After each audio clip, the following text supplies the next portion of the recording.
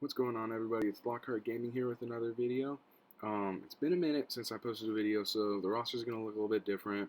I had to take a break with school and stuff, but I'm hoping to post a little bit more regularly. So for this video, I have top 10 tips for a mid-game player. When I'm talking about mid-game, I'm thinking really like 1.5 to 3 million, maybe 4 million, but that's getting up there. 3 million is kind of the number I had in mind. These are top 10 tips for the mid-game. And the first tip is to focus on one task. So, what I'm doing right now is I'm currently farming for gas, General Skywalker, and the reason that you really need to focus on one task is because you really don't want to inflate your GP. Whether you're farming for gas, whether you're doing First Order, whether you're doing Separatist, Phoenix, as that early on, you do not want to inflate your GP because, at least for me right now, I'm 2.3 million GP, and for the next Grand Arena bracket is 2.5 million GP. And I could very easily see myself just climbing up a little bit too high and just accidentally going over that 2.5 million GP mark. And I do not want to go into that without at least a solid gas. I know the Grand Arena changes are coming, but regardless, I do not want to get out of this bracket that I'm in right now without gas. The next tip I want to talk about is to find a legendary that'll let you build from it. So sticking with the gas example, he has a dark side requirement and a light side requirement. On his dark side, he has the B1, the B2, Asajj, Droideka, and Magna Guard. And from those requirements right there, B1, B2, Droideka, Magna Guard, you're just missing Grievous to have one of the best defensive teams at a mid-game level. That might be one of the best defensive teams that you could put down, but overall, that's a team that you can put down when you're at 2 million GP. That's a team you could put down when you're at 4 million GP, 6 million. Whatever the case is, that's a usable team wherever you are in the game. Likewise, on the offensive side, you have Padme, C-3PO, Shaak Ti, Kenobi, Ahsoka, and I'm choosing to farm Mace Windu for his capital ship, just because I don't think I'm going to have the negotiator in time. So, but I mean, that team, Padme, C-3PO, Shaak Ti, Ahsoka, Kenobi, if you take out Shaak Ti and plug in General Skywalker, or not General Skywalker, regular Anakin, that's also a traditional Padme team that's phenomenal. But you're pulling out that Shaak Ti, well, what can you do with her? You can build up your 501st clones, Shaak Ti, Rex, 5, Arc, and Echo. And those clones will go with gas after you unlock him and get him to Relic 7 and everything like that. But in the meantime, you can plug in gas into your. So while you still have a 5-star, 6-star gas, because he's much different than a 7-star Relic and everything gas, you can plug him into that Padme team. Shaak Ti with clones, and then you've made 3 of the most powerful teams in the game. You got Padme, Gas, regular Anakin, Ahsoka, Kenobi. You got Grievous droids, and then you have Shaak Ti clones. And then after, if you really wanted to, you just switch Gas and Shaak Ti, and you still have 2, 3 really solid teams. And there's other legendaries that this has also been the case with. With Malak, you're able to go get a Jedi Knight Revan and a Jedi Revan and Darth Revan team. There's just lots of different legendaries that allow you to do that. The next tip I want to talk about is mods. So for this example, I'm going to use the mods of my Grand Arena opponent because they're not great mods. So, Relic'd out Shaak Ti clones, super good team, except his mods are trash. A 200 speed Captain Rex, 200 speed at Relics. I don't understand how you know to farm this team, but put protection of all things on the arrow. Really just baffles my mind. My Rex, for instance, 301 speed, and even then, I mean, you'll see people with a 310 speed Captain Rex. So mods are extremely important, especially in this 2.5 million area GP, because you'll see rosters like this who will have all these relics, and you're like, oh man, I'm screwed. But if you go look a bit closer, I mean, the fastest speed on there is Shaak Ti, and she's 223 speed. So that's why mods are so important, because if this was a properly modded Shaak Ti team, I would have to take Darth Revan and maybe Jedi Revan to clean it up, because Captain Rex would probably get the jump on mine If his Captain Rex was as fast as mine, I would need to clean that up, most likely. So mods are extremely important, and they're not just important for speed, they're important for a bunch of other things. Malik, I know not everyone is going to have Malik, but Malik is a perfect example. Malik, you want him as high tenacity as possible. I've done the route wherever you go as bulky as possible, but there's just a lot of things that can come with that. So I chose to go with tenacity, and he's able to resist a lot of debuffs, and it makes him a lot better. The next tip that I want to talk about is join a guild that is doing GOTB. GOTB is going to be such a big help for you just based off the rewards alone. You're going to get so much more guild currency from doing GOTB than HothTB. You might get a ton more stars doing HothTB. That's because it's easy, and you're not going to get similar rewards. You might get similar Guild Event 1 tokens, but Guild Event 2 tokens, nowhere similar. And this is where you're going to be getting that Negotiator, Malevolence. Please don't farm Rolo out of there, but if you are, that's where you're going to get those. And overall, I would say that GOTB is just more fun than HothTB in general. Specifically, Dark Side, Light Side is still a pain. It's no matter your GP, it's still a pain. Dark Side GOTB is a very fun game mode, and I think the power is just right.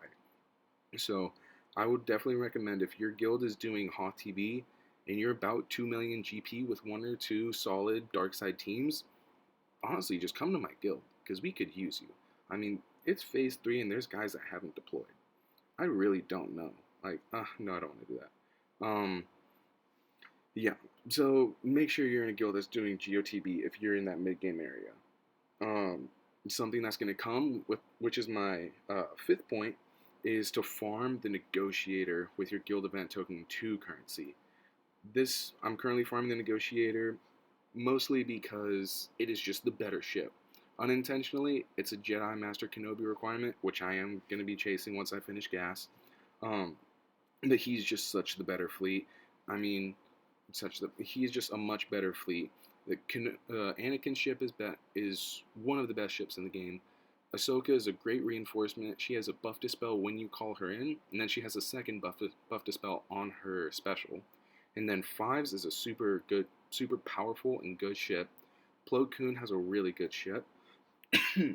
Overall, the fleet that you're going to get with the Negotiator, especially considering that Kenobi is such a good relic, both of the characters, Grievous and Kenobi are good relics, but Kenobi especially, is just going to really make that fleet shine.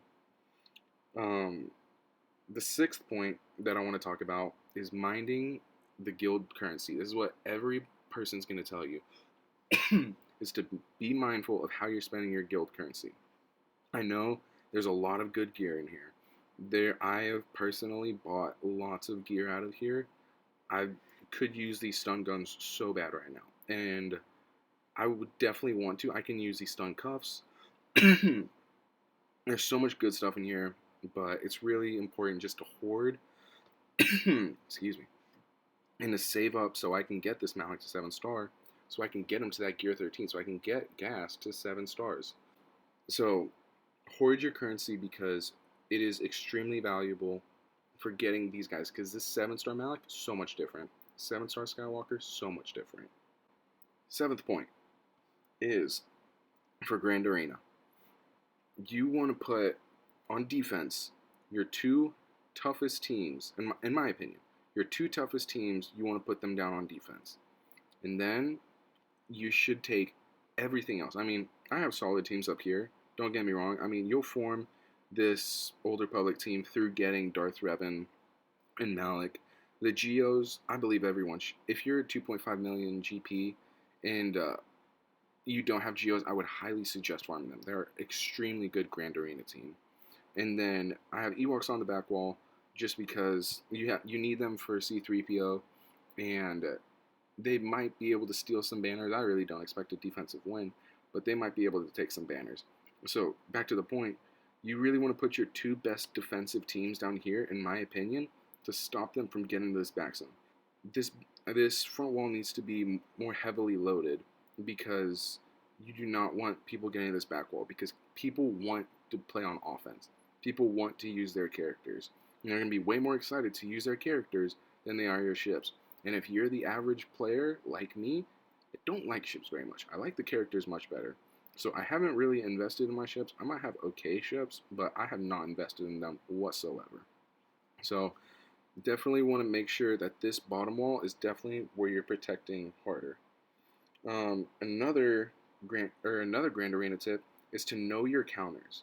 So, for example, like I was saying earlier, if he had a faster Captain Rex, I would have to take my Darth Revan on offense. But since he didn't, I know that I'm going to be able to stun Captain Rex out of the gate. Or, actually, what I might do instead is I'll stun Shock T right out of the gate because she's a bit faster. And then, oh wait, actually, no, after his boost, Rex will be faster. So I'll stun Rex right out of the gate with my CLS team. And I'm going to go strip all the turn meter from Shock T, and I'll be home free. It's that easy. You just need to know the counters that you have with your roster. So an example like the CLS is a great counter to almost every team except Grievous. He might be able to, but not where I'm at with the CLS that I have. I do not, and I don't have. I'll show it real quick. I don't have a crazy CLS. Yeah, I'm not a crazy CLS team at all.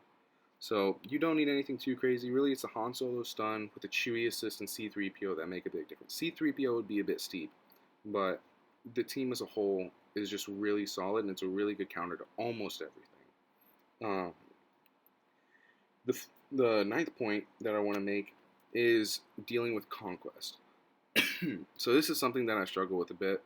I think it is really important to not worry about getting 3 stars on your first run through everything.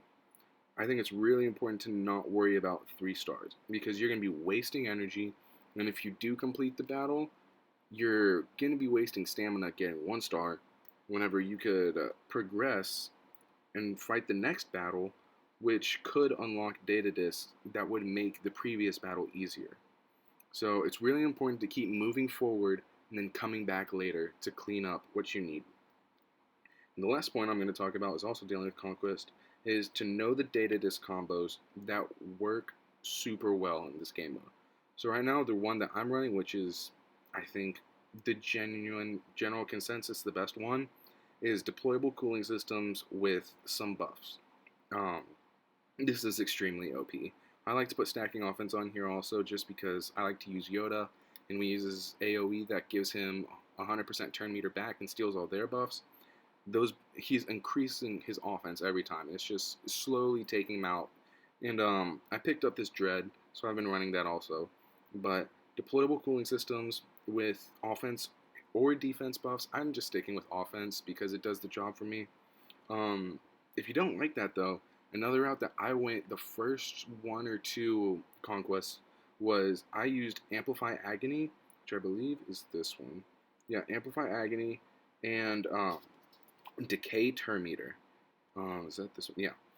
Amplify Agony and Decay Turn Meter work extremely well with the Vader team because you're doing the AoE Force Crush, which is 3 damage over times, a speed down, maybe something else.